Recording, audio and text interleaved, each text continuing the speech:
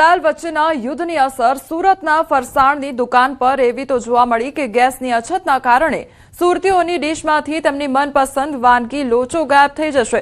ગ્રાહકને સાચવવા માટે ફરસાણના વેપારી ફરસાણ હોલસેલમાં લાવીને વેચી રહ્યા છે, પણ હવે લોચો બની શકે એટલો ગેસનો પુરવઠો પણ નથી બચ્યો। કારણ કે અમે એવું સાંભળ્યું કે આજનો દિવસ છેલ્લો, કાલથી લોચો નહીં મળે। અમારી પાસે કોમર્શિયલ સિલિન્ડર એક જ છે ફક્ત, જે આજના દિવસ પૂરતું જ છે। કાલે શું કરવું એ એક મોટો સવાલ છે। હવે અત્યારે તો હાલ પૂરતો અમે અમુક વસ્તુ બહારથી હોલસેલમાં લાવીએ છીએ કે દુકાનનું કામકાજ ચાલુ રહે, પણ લોચા માટે હવે અઘરું થઈ રહ્યું છે। આવતીકાલે લોચો મળે કે નહીં મળે તે એક મોટો સવાલ છે। એટલે ફરસાણ છે તે તૈયાર બહારથી લાવ્યા છો અને જે લોચો છે સિલિન્ડર પર બનાવી રહ્યા? હાજી, ને લોચા માટે ગેસ પુષ્કળ જોઈએ, એને હાઈ પ્રેશર પર બનાવવો પડે, પણ અત્યારે હાલમાં ગેસના સિલિન્ડર ફક્ત મારી પાસે અડધો જ છે। એ લાવીને કેમ વેચી રહ્યા છો? ગ્રાહકને સાચવવા માટે, દુકાનનું કામકાજ ચાલુ રહે એટલા માટે એક કાઉન્ટર પર મૂકીએ છીએ બહારથી લાવીને। બિલકુલ જે પ્રકારે ગેસની અછત ઊભી થઈ છે ત્યારે સુરતના ફરસાણની દુકાનના માલિકો દ્વારા ગ્રાહક સાચવવા માટે કહી શકાય સુરતના લોકોનો પ્રિય લોચો છે, એટલે કે જે સિલિન્ડર પડ્યો છે એ સિલિન્ડર લોચો બનાવવામાં ઉપયોગ કરે છે અને બાકીની તમામ વસ્તુ છે તે બહારથી હોલસેલમાં લાવીને ગ્રાહકોને આપી રહ્યા છે। એટલે કે જે વ્યક્તિ પોતે બનાવી અને વેચતો હતો, આ વિસ્તારમાં જાણીતા હતા, આજે ગ્રાહક સાચવવા માટે બહારથી માલ લાવવો પડે છે। માત્ર લોચા માટેનો એક સિલિન્ડર હતો તે પણ હવે અડધો છે અને કહી શકાય કાલથી આ દુકાનમાં લોચો નહીં મળે। એટલે ચોક્કસ ઈરાન અને ઇઝરાયલના યુદ્ધની અસર સુરતમાં ઉદ્યોગોમાં જોવા મળતી હતી, પણ ખાણીપીણી માટે જાણીતા શહેરના સુરતીઓની ડીશમાં હવે લોચો ગાયબ થઈ જશે। એનું કારણ ગેસ છે। કેમેરામેન જીગર ગુગલ સાથે કીર્તેશ પટેલ, ન્યૂઝ 18 ગુજરાતી, સુરત। અને ઇઝરાયલ વચ્ચેના તણાવની અસર હવે ગુજરાતના પ્રવાસન ધામ પર પણ પડી રહી છે। સાપુતારામાં કોમર્શિયલ ગેસ સિલિન્ડરનો પુરવઠો ખોરવાતા હોટલ ઉદ્યોગ મુશ્કેલીમાં મુકાઈ ગયો છે। ધીમે ધીમે પરિસ્થિતિ વધુ વણસી રહી છે। તેમાં પણ જો નાના ફૂડ સ્ટોલ, લારી ધારકો અને ધાબા રેસ્ટોરન્ટની વાત કરીએ તો તેમની સ્થિતિ તો વધુ કફોડી બની ગઈ છે। સરકાર આ સમસ્યાનો કોઈ યોગ્ય ઉકેલ લાવે તેવી માંગ તમામ લોકો કરી રહ્યા છે।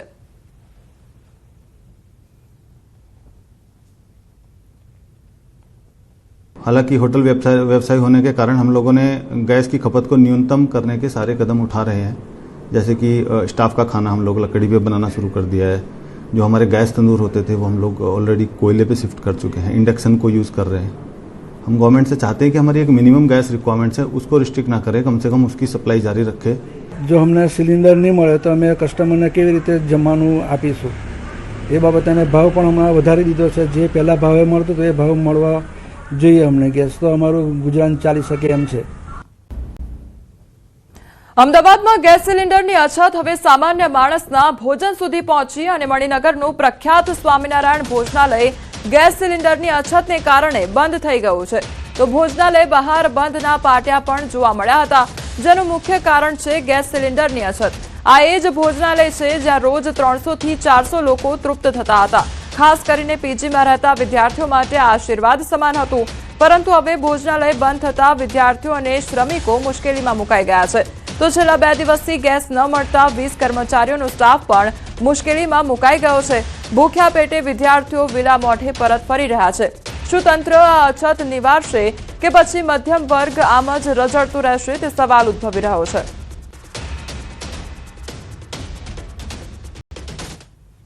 આજે હું અત્યારે અહીંયા આવ્યો જમવા માટે થઈને, અને આ મણિનગરની એક એવી સારી અને એવી શુદ્ધ ભોજનાલય હતી કે ત્યાં અહીંયા મણિનગરના હજારો લોકો અહીંયા જમે છે, અને આ બહુ ખૂબ સારું છે। એટલે મને હમણાં બીજા મીડિયાના માધ્યમથી જ ખબર પડી કે ગેસ સિલિન્ડરના કારણે આને બંધ કરવામાં આવી છે। તો હું સરકારને એક વિનંતી કરવામાં માંગુ છું, કારણ કે મણિનગરની અંદર LG હોસ્પિટલ છે, મણિનગરની અંદર પીજીમાં રહેતા ઘણા બધા વિદ્યાર્થીઓ છે કે જેનો અહીંયા પરિવાર નથી, તો એવા લોકો ક્યાં જમશે? જેમ કે કોઈનો અહીંયા પરિવાર હોય તો એના ઘરે જઈને જમી લેશે। બધી જ હોટલો જો બંધ થઈ જશે તો એ બાળકોનું ભવિષ્ય શું? સરકારને એટલી વિનંતી છે કે હોટલો બંધ કરાવે ચાલશે, પણ જો આવું ભોજનાલય બંધ કરાવશે એની અંદર ઉંમરલાયક માણસો, અમારા જેવા વ્યક્તિઓ, જે સ્ટુડન્ટો છે, આ બધાને આવી તકલીફ પડશે। જેથી વિનંતી છે કે ભાઈ આવી ભોજનાલયો બંધ ના થવી જોઈએ। શુદ્ધ શાકાહારી ભોજન મળે છે, બીજું કે જે નોર્મલ પબ્લિકને ખાઈ શકાય એવા પૈસાથી મળી રહ્યું છે, એટલે આવી વસ્તુ બંધ ના થવી જોઈએ। એક સમય જ્યાં 300 થી 400 લોકો જમી શકે તે પ્રકારની વ્યવસ્થા ગોઠવવામાં આવતી હતી તે આજે બંધ હાલતમાં છે. હું વાત કરી રહી છું અમદાવાદના મણિનગર વિસ્તારમાં આવેલા સ્વામિનારાયણ ભોજનાલયમાં. મારી પાછળ જોતા આ ભોજનાલય કે જ્યાં 300 થી 400 લોકો એકસાથે જમી શકે તે પ્રકારની વ્યવસ્થા કરવામાં આવી હતી, પરંતુ હકીકત એ આવી કે જ્યારથી કમર્શિયલ ગેસની અછત થઈ છે ત્યારથી અહીં આ ભોજનાલય છે તે બંધ હાલતમાં જોવા મળી રહ્યું છે. આજે સતત બીજો દિવસ છે કે જ્યારે ગેસના બાટલોને શોર્ટેજ હોવાથી ખાસ કરીને આ ભોજનાલય બંધ કરી શકાય તે પ્રકારનું અહીં બોર્ડ છે તે બોર્ડ મારવામાં આવ્યું છે. ગુજરાતી થાળી જે 80 રૂપિયા મળતી હતી જેને કારણે 300 થી 400 લોકો જમી શકતા હતા. એટલું નહીં 20 થી પણ વધારે કર્મચારીઓનો સ્ટાફ છે તે અહીં કામ કરતો હતો, પરંતુ હાલત એવી થઈ છે કે અહીં ભોજનાલય બંધ હોવાને કારણે અનેક લોકો જે છે તે અહીંથી પરત ફરે છે અને બોર્ડ વાંચીને બસ તેઓ અહીંથી નીકળી જતા હોય છે, કારણ કે ગેસની અછતને કારણે આ ભોજનાલય બંધ કરવું પડે તેવી પરિસ્થિતિ સર્જાઈ છે. કેમેરા પર્સન હિરેન શાહ સાથે દીપિકા કુમાર, ન્યૂઝ 18 ગુજરાતી, અમદાવાદ. ગાંધીનગરમાં એમએલએ ક્વાર્ટરમાં 2 દિવસીય યોગ શિબિરનું આયોજન કરવામાં આવ્યું છે. આંતરરાષ્ટ્રીય યોગ દિવસના 100 દિવસ પહેલા આ કાઉન્ટડાઉનની શરૂઆત કરવામાં આવી છે. તો યોગ બોર્ડના ઉપક્રમે જિલ્લા અને તાલુકા મથકોએ પણ યોગ શિબિરનું આયોજન કરવામાં આવશે. તો એમએલએ ક્વાર્ટરમાં મોટી સંખ્યામાં ધારાસભ્યોએ યોગ શિબિરમાં ભાગ પણ લીધો હતો.